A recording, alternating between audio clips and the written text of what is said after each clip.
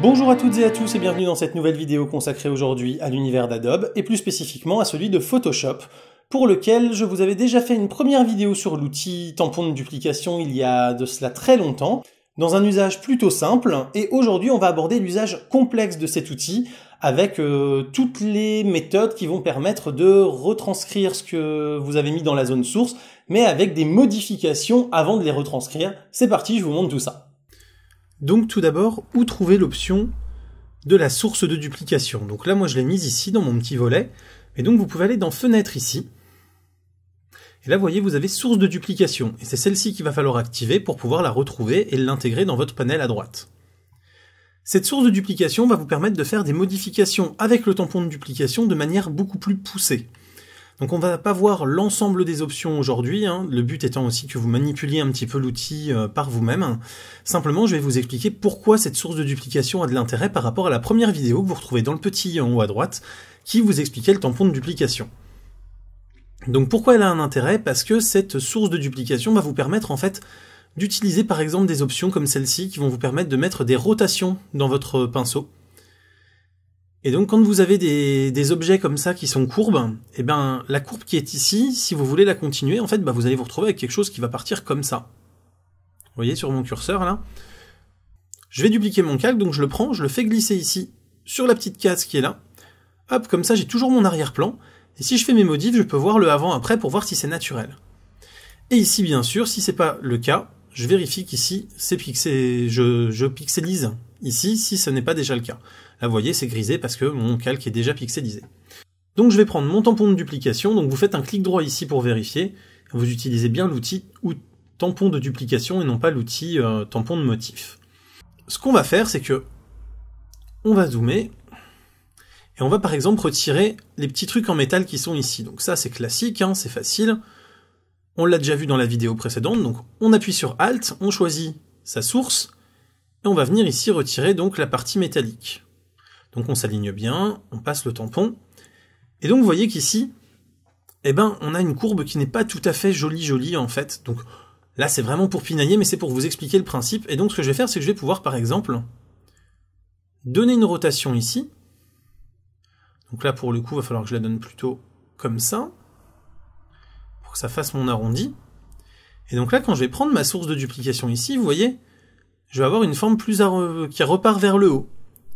Et donc ça va comme ça me permettre, par exemple, avec une forme qui descend ici, si c'est cette source-là qui m'intéresse, parce que par exemple je veux remettre un truc en métal à la place, vous voyez, je vais pouvoir reprendre mon truc en métal ici, et au lieu de l'avoir qui descend, vous voyez, je l'ai beaucoup plus plat. Et donc ici, je vais pouvoir venir l'intégrer beaucoup plus facilement. Donc là, après, il y a la fleur violette, mais imaginons que je veuille le mettre ici avec de la fleur violette. Vous voyez ici, je vais pouvoir comme ça venir l'intégrer. Et je vais avoir quelque chose de beaucoup plus logique, parce que j'ai donné une courbure, et donc si je prends un crayon pour vous expliquer ma pensée, on va prendre un truc rouge qui se voit bien. Vous voyez ici en gros ça se trace comme ça, alors qu'ici ça se trace comme ça. Donc en gros à droite ici là j'ai quelque chose qui fait plutôt un tracé comme ça en fait. Et là en donnant les quelques degrés d'écart ici, j'ai pu retracer directement mon truc en métal de manière très propre en suivant la courbure du banc, de manière à avoir quelque chose de beaucoup plus joli que si ça avait été avec la même inclinaison qu'ici. Et donc cette source de duplication va vous permettre comme ça en fait de faire beaucoup de modifications comme ça. Vous allez aussi pouvoir par exemple faire de la symétrie. Imaginons que vous vouliez dupliquer ça, mais que pour éviter qu'on voit que c'est exactement celui-là, vous vouliez le dupliquer d'une manière différente. Donc vous allez par exemple faire une symétrie horizontale, donc vous allez cliquer ici. Donc là, encore une fois, on va reprendre notre tampon de duplication, on va le prendre par exemple ici sur le bord du coquillage, et vous voyez qu'ici, en fait, ce bord de coquillage, maintenant, il est à droite, au lieu d'être à gauche. Et donc, quand je vais comme ça, vouloir le faire, vous voyez, quand moi je décale mon curseur vers la gauche, vous avez la source au niveau du coquillage qui, elle, se décale vers la droite. Et donc, je vais pouvoir comme ça, par exemple, refaire mon coquillage de manière différente. Et ça va être super utile quand vous allez vouloir, avec un tampon de duplication, eh bien, recopier des choses et que ça fasse moins répétitif, que vous ayez moins l'impression que c'est une texture qui se répète ou que c'est 2 fois la même chose en fait. Vous allez pouvoir comme ça, en utilisant l'angle, en utilisant la symétrie horizontale, en utilisant la symétrie verticale, eh bien pouvoir comme ça venir modifier un peu l'aspect du motif à l'œil et que ça paraisse moins répétitif. Et voilà, donc bon là bien sûr c'est pas bien incrusté, hein, faudrait que je reprenne avec précision pour remettre la texture du dessous, mais vous avez compris le principe. Et donc ça c'est pareil, ça peut être super utile quand vous utilisez le tampon pour faire disparaître des choses un peu complexes, parce que bah voilà, des fois entre les courbures et les choses où la source est bien mais elle est pas bien orientée, et ben en jouant sur à la fois l'angle et les symétries, vous allez pouvoir obtenir des choses hyper sympas, et vous allez pouvoir pousser beaucoup plus loin vos retouches photo à l'aide du pinceau. Et donc petite astuce aussi, si vous avez en fait des réglages prédéfinis dans votre photo que vous savez que vous risquez d'utiliser sur d'autres photos de la série parce que vous avez fait une série à peu près au même endroit et vous savez que vous allez vouloir refaire à peu près les mêmes retouches, eh bien vous voyez ici vous avez la possibilité en fait de créer 5 profils de source de duplication. Par exemple là vous pouvez faire un profil avec comme par hasard un angle de 9 degrés et une symétrie horizontale. Et si vous revenez ici, vous voyez, on retrouve notre 0 degré puisque je l'avais remis à 0, on retrouve notre décoché. Et si on revient ici, eh bien on a bien notre symétrie horizontale avec nos 9 degrés d'écart. Et donc comme ça, on va pouvoir aussi gagner du temps à ne pas refaire toujours les mêmes réglages. Si on a une série comme ça où on sait qu'on va avoir 2, 3, 4 réglages de pinceau à faire, eh bien on peut les stocker comme ça ici, créer des profils et pouvoir jongler de l'un à l'autre comme ça assez facilement. Donc ça c'est plutôt pratique aussi, ça peut faire un super gain de temps. Et bien sûr, hein, vous pouvez jouer sur l'opacité quand vous voulez que ça se voit un peu moins, pour justement éviter par exemple les effets de répétition de texture. Vous avez bien sûr les différents modes d'incrustation ici, que vous pouvez bien sûr inverser.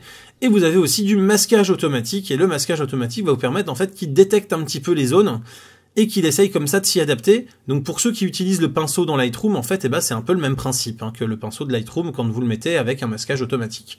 Voilà donc un petit peu ce que je pouvais vous dire de cette source de duplication qui est un peu le niveau 2 du tampon de duplication. Si vous n'avez pas vu la première vidéo que j'avais faite il y a très longtemps, donc pas forcément de la même qualité au niveau visuel et sonore, n'hésitez quand même pas à aller la voir parce que ça vous donnera toutes les bases du tampon de duplication pour bien comprendre comment il fonctionne. Et je vous montre en plus sur une photo beaucoup de modifications. Et ça va vous permettre comme ça de bien vous rendre compte de ce que ça permet de faire et de toutes les modifications que vous pouvez faire avec ce tampon de duplication quand vous le maîtrisez parfaitement. Voilà, donc vous voyez, le tampon de duplication utilisé dans on va dire de cette façon avancée est encore plus redoutable que ce que je vous avais déjà montré, et c'est vraiment un outil parfait pour la retouche et la modification d'image. Ça va vous permettre de gommer des aspérités, de reprendre un mur, un paysage, des grains de peau, des choses comme ça. Vous allez vraiment pouvoir faire énormément de retouches avec le tampon de duplication. C'est vraiment un outil phare pour celui qui veut modifier des photos. Et je vous montre là quelques exemples en parallèle où c'est des photos avant-après que j'avais faites avec le tampon de duplication. Donc c'est des retouches qui datent d'il y a très longtemps, mais c'est pour vous montrer un petit peu le potentiel de la chose. J'espère que cette vidéo vous a plu. Si c'est le cas, n'hésitez pas à mettre un petit pouce vers le haut, à partager la vidéo, à la faire tourner sur les réseaux sociaux, à vous abonner à la chaîne et à me soutenir sur Tipeee. Je vous dis à très bientôt pour plein de prochaines vidéos en rapport avec la photographie, les nouvelles technologies, l'informatique et les jeux vidéo. Bref, tout ce qui fait le contenu de la chaîne. D'ici là, continuez de regarder des vidéos sur YouTube et de rester curieux. Salut à tous, bye bye!